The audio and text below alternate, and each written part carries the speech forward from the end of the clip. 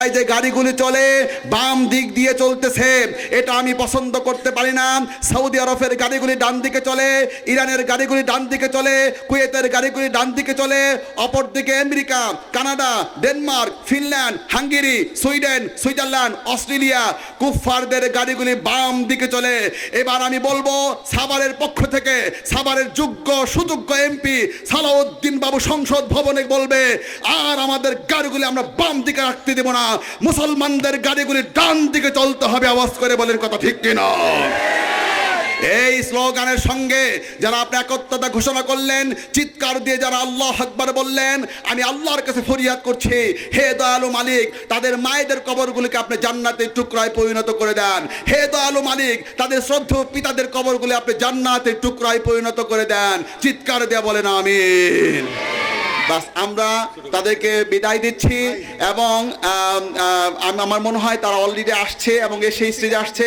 আমরা বলবো ঘুঘু দিয়া আমাদের পক্ষ থেকে, এলাকার পক্ষ থেকে ছোট মেহমানদারি অর্থাৎ খাওয়া দাওয়া কমপ্লিট করে তারপর আমাদের প্রিয়, আমাদের শ্রদ্ধেয়, আজকে থেকে আমার বড় ভাই হয়ে গেলেন, আমি তার জন্য আজকে থেকে আমি দোয়া করতে শুরু করলাম। আল্লাহ যেন আমাদের পুরো বাংলাদেশের যত এমপি মন্ত্রী হবে, সালাউদ্দিন বাবু যেন চাইতে বেশি প্রশংসিত হতে পারে ইহকাল এবং পরকালে। এটা চিৎকার দিয়ে সবাই বলেন আমিন। আমাদের পক্ষ থেকে আর আমাদের সভাপতি সাহেব আবার বলতেছে যে আমার পক্ষ থেকে, হ্যাঁ সভাপতি সাহেব, আমাদের গোরস্থান এবং আমাদের এই যে কেশিয়ার, এই যে আব্বাস ভাই, তারপরে যে নুরুল ইসলাম ভাই অনেক মেহনত করেছে, তাদের সবার পক্ষ থেকে, এলাকাবাসীর পক্ষ থেকে আমরা বিদায় দিচ্ছি।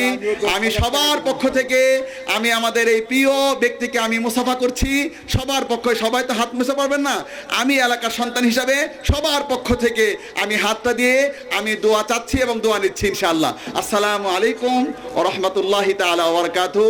দোয়া থাকলো এবং দোয়া আমরা চাইলাম ইনশাআল্লাহ। আল্লাহ তাআলা আমাদেরকে কবুল করুন। আমি শেষ দোয়াটা করছি।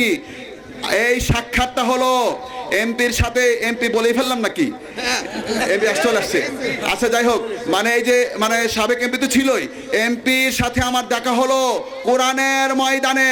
আব্দুল আহাদ বলছে যে এই কোরআনের ময়দানে দেখা হলো, হে রব্বুল আলামিন, দুনিয়াতে যেমন শ্রেষ্ঠ জায়গায় আমার সাথে সাক্ষাৎ হয়েছে, পরকালের শ্রেষ্ঠ জায়গায় আবার যে আমরা একত্রিত হয়ে যায়। চিৎকার দিয়ে বলেন আমিন। পরকালের শ্রেষ্ঠ জায়গা হলো জান্নাত। আজ আমার চারপাশে সবাইকে নিয়ে সেই জান্নাতের দিকেই যেতে চায়, আর চলে গেলে সেই জান্নাতের আলোচনাটা ইনশাআল্লাহ বাকিটা করব।